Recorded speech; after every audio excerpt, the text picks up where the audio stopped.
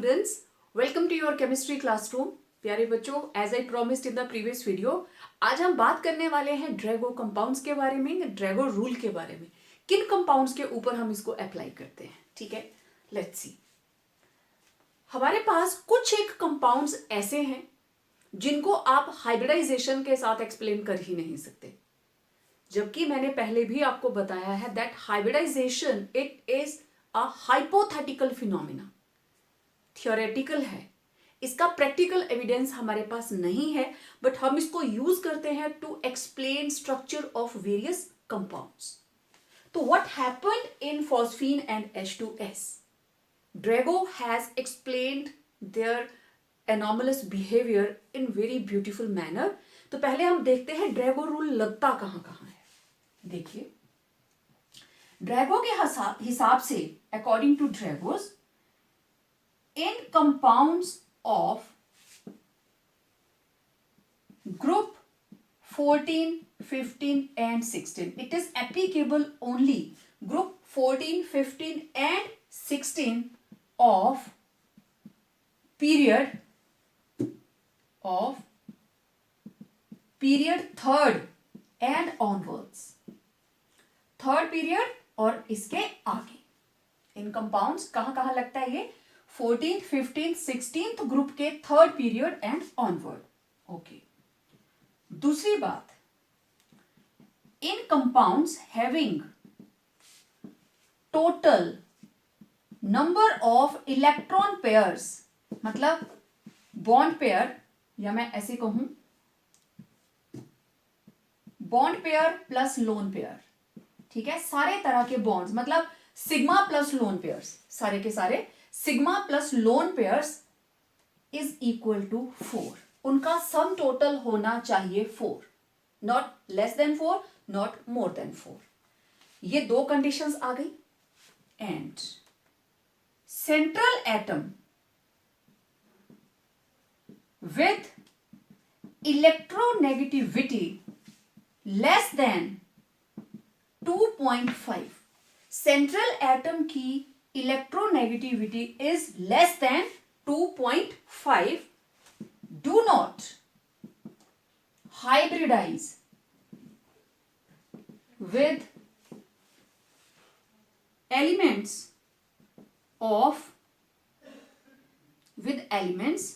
having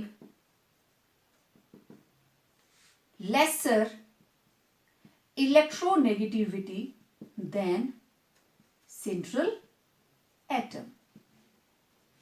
तो वो atom जो है वो हाइब्रिडाइज करती ही नहीं. तो ये बेसिक कंडीशंस हैं. आपको ध्यान क्या रखना है, पीरियड थर्ड. अब देखो, मेरे पास अगर मैं डिफरेंट पीरियड्स की बात करूं तो this is nitrogen family group 15 and this is group 16 oxygen family, right. तो नाइट्रोजन की configuration it is 2s2 2p3 2s2 2p4. It means it is second period. This is second period. और third period के अंदर कौन है, nitrogen के नीचे आती है फॉस्फोरस और ऑक्सीजन के नीचे सल्फर. तो this is 3s2 3p3, this is 3s2 3p4. तो आ गया थर्ड पीरियड. और ग्रुप कौन सा आया, 15 एंड 16. तो मैंने फास्फोरस का कंपाउंड ले लिया फॉस्फीन और सल्फर का ले लिया H2S. अब आप चेक कर सकते हैं, फॉस्फीन के अंदर 3 है सिग्मा बॉन्ड्स और 1 है लोन पेयर.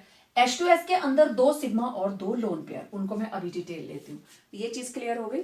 और फास्फोरस और सल्फर की इलेक्ट्रोनेगेटिविटी आपको पता है, इट इज लेस देन 2.5. अब ड्रैगो किस तरीके से इस चीज को एक्सप्लेन करता है, अब जरा देखिए.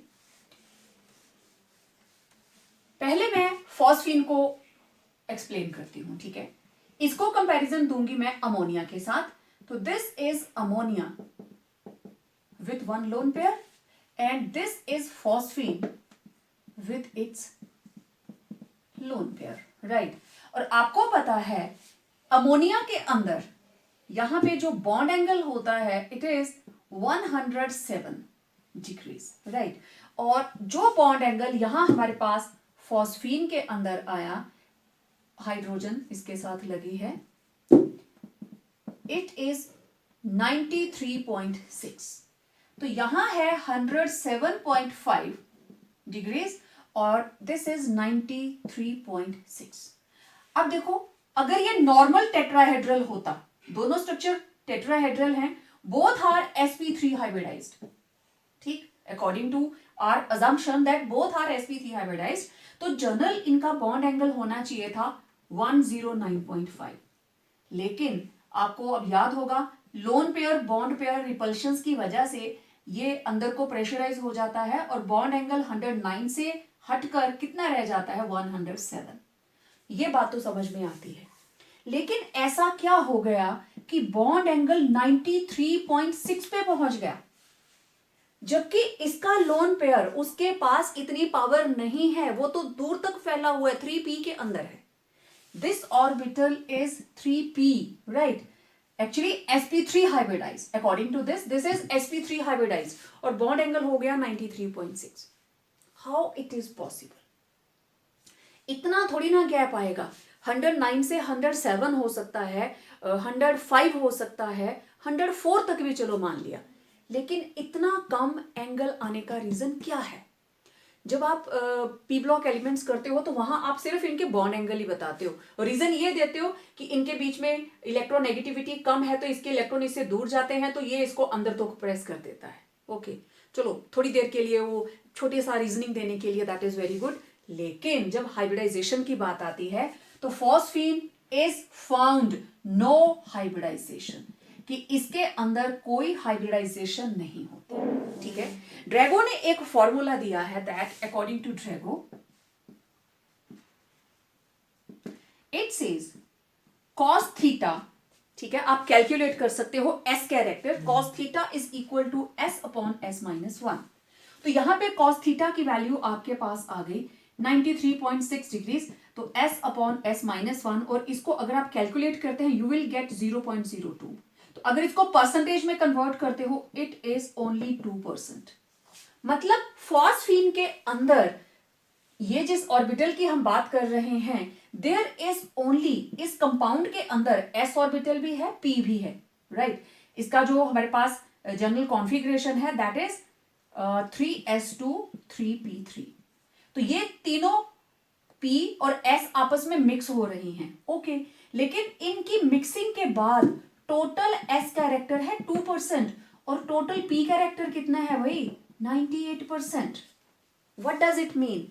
इसका मतलब ये है कि ये रहा 3s और ये रहा 3p, 3s में 2 इलेक्ट्रॉन, इसमें p, इसमें p, इसमें p, ठीक है। ये एक हाइड्रोजन आई और इसके साथ ओवरलैप कर गई, ये दूसरी हाइड्रोजन आई इसके साथ ओवरलैप कर गई, तीसरी हाइड्रोजन आई और इसके साथ ओवरलैप कर गई। इन्होंने पार्टिसिपेट नहीं किया, only p orbitals participated in overlap। Overlapping के लिए सिर्फ p ऑर्बिटल्स ने पार्टिसिपेट किया, ये पहले हाइब्रिडाइज होकर sp3 हाइब्रिडाइज्ड ऑर्बिटल इन्होंने नहीं बनाई, ठीक है। s and p orbitals did not hybridize to form 4 sp3 hybridized orbitals of equivalent shape, size and energy। pH3 के अंदर इन्होंने हाइब्रिडाइज किया ही नहीं, s ऑर्बिटल्स ऐसे ही रही, और जो p वाली थी उनके अंदर 3 इलेक्ट्रॉन थे, तीनों ने इन हाइड्रोजन के साथ सिंपल सिग्मा बॉन्ड बनाया और कहानी खत्म। कहां से दिखाई दे रहा है? प्रैक्टिकली दिख रहा है भाई, उसका एंगल बता रहा है मैंने हाइब्रिडाइज किया ही नहीं है, आई हैव नॉट हाइब्रिडाइज। मेरे पास s भी अपनी है और p भी अपनी है, तीनों p एक जगह पे हैं और s ऑर्बिटल एक जगह अकेली पड़ी हुई है। तो they have not hybridized as in the case of ammonia. Ammonia के अंदर this is sp3 hybridized orbital, लेकिन ये वाली जो ऑर्बिटल है दिस इज प्योर s, ये s है, ठीक है। तो यहाँ पे ड्रैगोस फॉर्मूला लगाकर आप एस कैरेक्टर निकाल सकते हो। अब जरा इसका 107 पुट करके आप वैल्यू निकालेंगे तो एस की वैल्यू ज्यादा आएगी। मुझे पता है आपके पास टेबल रहता है साइन कॉस थीटा की वैल्यूज निकालने के लिए। तो फॉस्फीन के अंदर किसी तरह की हाइब्रिडाइजेशन नहीं है and that is damn clear from Drago's formula to calculate s character.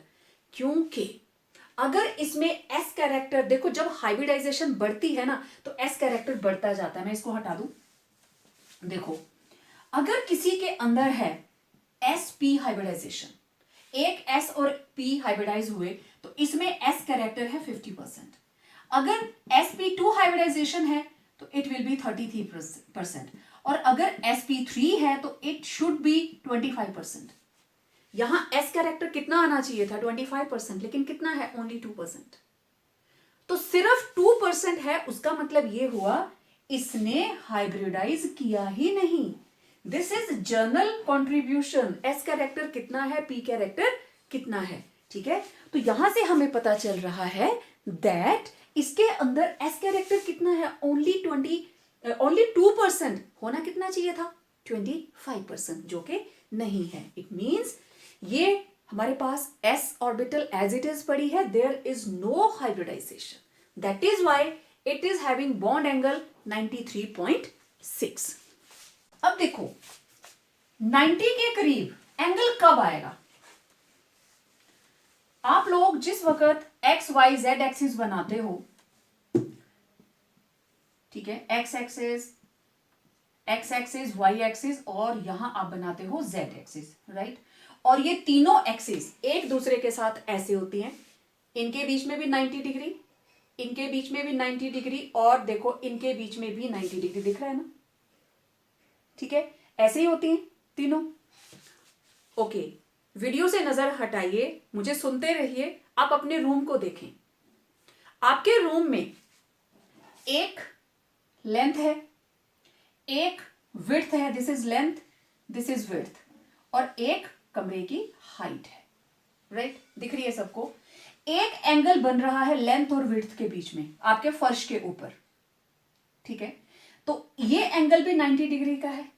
हाँ, अलग बात है आपका रूम गोल नहीं होना चाहिए, मैं मान के चल रही हूं कि it is rectangular. 90 degree, okay.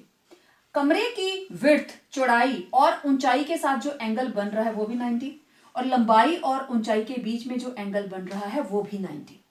तो पी ऑर्बिटल्स इसी तरीके की होती हैं कि एक्स एक्सिस, अब इसमें क्या है, एक्स एक्सिस और वाई के बीच में भी 90 डिग्री, ठीक है, इसके बीच में भी 90 डिग्री और इसके बीच में भी 90 डिग्री। तीनों एंगल एक्स वाई जेड क्या है 90 डिग्री। और वो तभी पॉसिबल है अगर ये हमारे पास जो इलेक्ट्रॉन्स हैं कहां पे हैं, पी एक्स, पी वाई और पी जेड, कि एक यहां एक यहां एक यहां, और जो भी हमारे पास हाइड्रोजन आई वो सिर्फ इसके साथ ओवरलैप कर गई, डायरेक्ट पी के साथ ओवरलैप कर गई। इन्होंने हाइब्रिडाइज नहीं किया, there are present pure P orbitals, ठीक है। और जो हमारे पास bond angle in pure P orbitals, pure adjacent, अपनी ही adjacent P orbitals is 90 degree. सिर्फ उसी में पॉसिबल है कि वो 90 डिग्री होगा। And in PH3 it is 93.6 degree, nearly 90 आ गया, ठीक है। यहां से शो होता है, it shows that p orbitals have not hybridized, they have not hybridized। लेकिन आप ये भी नहीं बोल सकते कि बिल्कुल भी हाइब्रिडाइज नहीं हुआ है, क्योंकि बॉन्ड एंगल प्योर 90 नहीं है। एस कैरेक्टर कितना है, जस्ट 2%। थोड़ा सा एस ने हाथ मारा है, भाई मेरे को रख लेना साथ, थोड़ा सा उसने जबरदस्ती की है, चिपकने की साथ में। सो a very small level hybridization is there, क्योंकि S कैरेक्टर आ रहा है 2, बट 98% क्या है P। 98% बहुत है भाई, ऑलमोस्ट आप 2% को इग्नोर भी कर सकते हैं। तो समझ आ गया why in PH3 bond angle is 93.6। तो इस कहानी को सीक्वेंस वाइज लिखना है विथ प्रैक्टिकल एविडेंसेस। आप cos थीटा की वैल्यू से दिखाएंगे, आप इनके हिसाब से दिखाएंगे, हो गया, ओके। क्वेश्चन देखो, मैं आपको एक क्वेश्चन बताती हूं। आपने इनकी बेसिक नेचर के बारे में क्वेश्चन पढ़ा, राइट? तो question is, out of ammonia and PH3, which is good Lewis base, which is better Lewis base? इनमें से कौन है जो बेटर ल्यूइस बेस है? मतलब कौन है जो अपना लोन पेयर आसानी से दे सकता है? मुझे पता है दोनों में से ammonia is better Lewis base, और हम इसको कहें कॉम्प्लेक्सिंग एजेंट। कॉम्प्लेक्सिंग एजेंट अपना लोन पेयर आसानी से डोनेट कर देता है। क्यों करता है? अब देखना जरा, ये इसकी ऑर्बिटल अमोनिया की sp3 हाइब्रिडाइज्ड, और इसके अंदर s कैरेक्टर है 25%, और इसके अंदर क्योंकि सिर्फ p ऑर्बिटल्स शेयर करी हैं और लोन पेयर किसमें प्रेजेंट है? प्योर s के अंदर। तो मैं ये मान के चलूं ये जो लोन पेयर है it is present in 100% s character. You are getting my point? Phosphine के अंदर इन PH3 3s2 3p3, ये रहा 3s और ये रहे 3p, ये वाली दोनों ऑर्बिटल्स, और इसमें है lone pair. This lone pair is in 3s orbital, pure s के अंदर, और ये जो तीनों p के हैं they overlap with hydrogen to form 3pH bonds. Clear? ऐसे ही हम चलेंगे। इसका मतलब कि ये जो लोन पेयर है they are present in 3s, that is lone pair has 100% s character. Got my point? Lone pair के पास s कैरेक्टर कितना है? 100%। ओके, अब आप मुझे ये बताइए, अगर इन दोनों को इलेक्ट्रॉन डोनेट करना है कौन आसानी से करेगा? देखते हैं। देखिए, इसको मैं चलो यहीं से लिख लेती हूं। हायर इज एस कैरेक्टर, जितना एस कैरेक्टर ज्यादा होगा more will be electronegativity. Am I right? जितना एस कैरेक्टर ज्यादा हो इलेक्ट्रोनेगेटिविटी उतनी ज्यादा होगी, मतलब उस एटम का होल्ड अपने इलेक्ट्रॉन्स के ऊपर ज्यादा होगा। यस, जितना s कैरेक्टर ज्यादा मोर will be electronegativity. Therefore hold of nucleus will be more on it's electrons. ठीक है, तो अब ये lone pair 100% means this is more electronegative. This particular orbital, मैं फॉस्फीन की बात नहीं कर रही हूं, इस पर्टिकुलर ऑर्बिटल की बात कर रही हूं। Therefore 3s orbital is having 100% character, that is more electronegative than sp3 hybridized orbital of ammonia. Ammonia में तो हाइब्रिडाइजेशन हुई है, इसमें हाइब्रिडाइजेशन नहीं हुई है। ठीक है, इसीलिए मैंने लिखा 3s ऑर्बिटल और उसका क्या लिखा? sp3 orbital. ठीक है, अब इसके बाद मैं इधर लिख रही हूं therefore phosphine do not donate lone pair of electron, क्योंकि इलेक्ट्रोनेगेटिविटी ज्यादा है ये नहीं देगा, इसकी कम है ये दे देगा, इसका इलेक्ट्रॉन चला जाएगा। Do not donate lone pair of electron due to high electronegativity and higher s character, और कितना है वो? 100% देन अमोनिया, और उसमें कितना है? Only 25%। S character is only 25%. Therefore, ammonia donates lone pair readily, एकदम से readily and act as good Lewis base और good reducing agent और good complexing agent. ठीक है, इंटरेस्टिंग था ना? यस. तो it was the reason behind कि अमोनिया और फॉस्फीन में से अमोनिया की बेसिक नेचर ज्यादा और फॉस्फीन की बेसिक नेचर कम क्यों होती है. ठीक है, तो क्वेश्चन ऐसे भी आ सकता है, therefore ammonia basic nature of ammonia is greater than phosphine. ठीक है, और phosphine is a weak base. ठीक है, phosphine is a weak base. Why? Question किसी भी फॉर्म में आ जाए, आपको ड्रैगो का कंसेप्ट बताना पड़ेगा. अब देखो, हमने अभी फॉस्फीन की बात की है ना, ये रहता है इसका स्ट्रक्चर. ठीक है, अब इसके अंदर 1 2 3 सिग्मा बॉन्ड कितने हैं? 3. और लोन पेयर 1. टोटल कितने हो गए? 4. होगी ड्रैगो की कंडीशन. ठीक है, अब ग्रुप 16 की बात करते हैं. ग्रुप 16. ठीक, तो ग्रुप 16 के अंदर मेरे पास कंपैरिजन रहेगा वाटर और H2S के बीच में. This is second period, this is third period. ठीक है, oxygen 2s2 2p4 3s2 3p4. तो ये रहा सल्फर, ये रही ऑक्सीजन, और आपको अच्छे से याद होगा इनका structure. Water hybridization tetrahedral, bond angle होना चाहिए 109.5 बट इट इज 104.5 डिग्रीज. लेकिन जब हम H2S की बात करते हैं तो इनका जो स्ट्रक्चर है, what is that? 1 2 and this is 92.1 degree. अब आप देखो 104 से हो गया 92.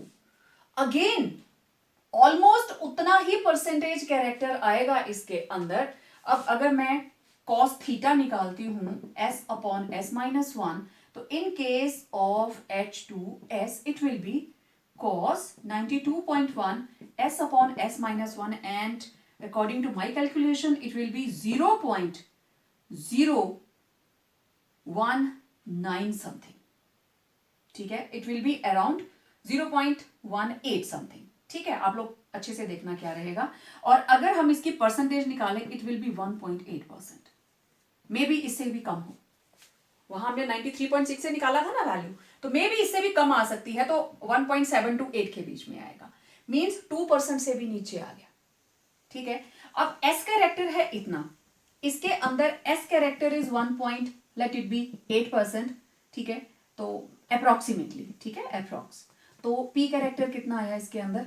This is 98.2. ठीक है, इसका मतलब नियरली 99% है P कैरेक्टर इसके अंदर, और S कैरेक्टर दैट इज 1.8. तो अगेन इसके ये जो हाइड्रोजन्स हैं, अगर मैं सल्फर की बात करूं तो this is 3s and 3p. तो एक लोन पेयर P में, एक लोन पेयर S में, और एक इलेक्ट्रॉन, दूसरा इलेक्ट्रॉन, इसके साथ हाइड्रोजन, इसके साथ हाइड्रोजन. तो ये विदाउट हाइब्रिडाइजेशन, ये जो H2S है, in H2S sulphur overlapped, there is overlap between two p orbitals of sulfur with 1s, with कितने? 2 है ना, with 1s orbitals of 2 hydrogens. 2 hydrogens के साथ इसने सिग्मा बॉन्ड बना लिया टू फॉर्म सिग्मा बॉन्ड्स. ठीक है, और ये जो 2 लोन पेयर प्रेजेंट हैं, एक लोन पेयर तो प्योर S में प्रेजेंट है और दूसरा प्योर P में प्रेजेंट है. इन्होंने हाइब्रिडाइज किया ही नहीं है. क्योंकि अगर हाइब्रिडाइज किया होता तो जैसे वाटर में है, ये दोनों ही sp3 हाइब्रिडाइज्ड ऑर्बिटल्स हैं, ठीक है, लेकिन इसमें एक p है और एक क्या है, s, ठीक है। s and p orbitals of sulfur have not hybridized,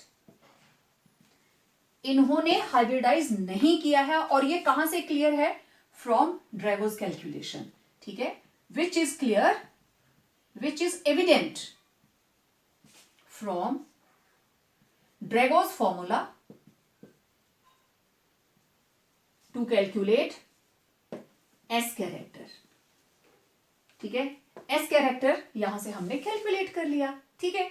तो इसका मतलब ये हुआ, अब बॉन्ड एंगल के हिसाब से होना चाहिए था जैसे 100, चलो 4 हो गया, 103 हो जाता, इतना गैप नहीं आना चाहिए था। Once again we are having evidence according to Drago's that इनके बीच में हाइब्रिडाइजेशन हुई ही नहीं, ठीक है। So lone pairs, both lone pairs are present in unhybridized s and p orbitals, s and p orbitals कौन कौन सी, 3s and 3p, क्योंकि यही एक सिचुएशन है कि p ऑर्बिटल्स में प्योर में प्रेजेंट होगा तभी वो 90 डिग्री के एंगल के ऊपर आएगा, ठीक है। तो ये प्योर उसी के अंदर प्रेजेंट है, therefore H2S is a Drago compound. It is a Drago compound having 4 bonds, 4 bond pairs, 2 sigma plus 2 lone pairs present in group 16 and 3rd period. ठीक,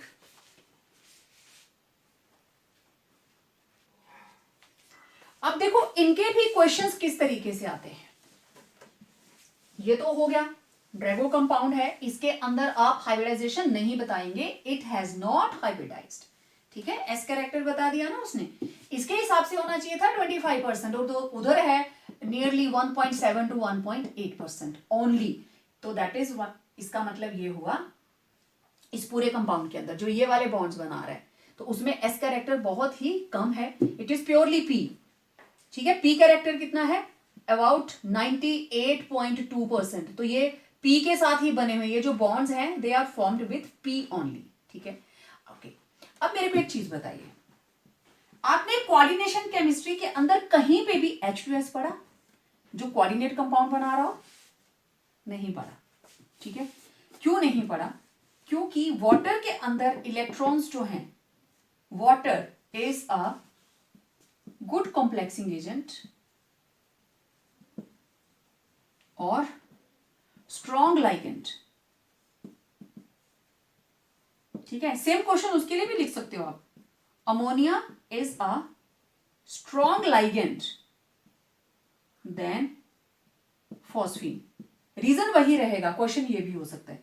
तो water is a strong ligand than H2S, reason water के अंदर आपको electrons हटाने हैं sp3 hybridized orbital से, which is having just 25% s character, लेकिन in H2S there are electron, क्योंकि लोन पेयर तो एक ही जाएगा ना, तो इलेक्ट्रॉन जो लोन पेयर है that has to be removed from pure s orbital जिसका s कैरेक्टर है 100%, therefore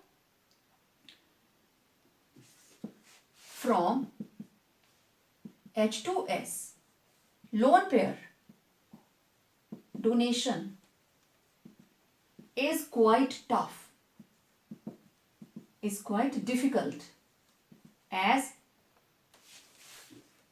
due to 100% S character, which leads to more electronegativity of orbital, particular orbital, not of atom, ठीक है। therefore H2S is a weak base. Then water having 25% S character. तो इस तरीके से Drago compound के अंदर आप दोनों चीजों को एक्सप्लेन करते हो कि क्यों उनके बीच में हाइब्रिडाइजेशन नहीं हो सकती, वो उनके बॉन्ड एंगल से ही क्लियर हो जाता है. सो ये थे ड्रैगो कंपाउंड्स और ड्रैगोस फॉर्मूला टू कैलकुलेट कि उसके अंदर एस कैरेक्टर कितना है. और जितना जो बॉन्डिंग बना रहा है, एस कैरेक्टर किसका होगा? हाइब्रिडाइज्ड ऑर्बिटल्स के लिए जो वो बॉन्डिंग बना रहे हैं. तो बॉन्ड बनाने के लिए इधर it is having P character कितना 98.2 और एस कैरेक्टर बहुत थोड़ा सा, मतलब वो ऑर्बिटल्स आपस में हाइब्रिडाइज हुई ही नहीं.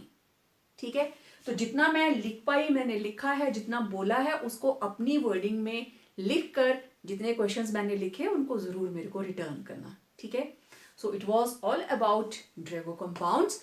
और आपने बाकी कॉम्प्लेक्सेस की भी खूब तैयारी की होगी. तो कोई डाउट रह जाता है, do write in comment section. I will definitely tackle your queries and make another video to sort that. So मिलते हैं एक और नए वीडियो के साथ बहुत जल्द. Till then keep practising.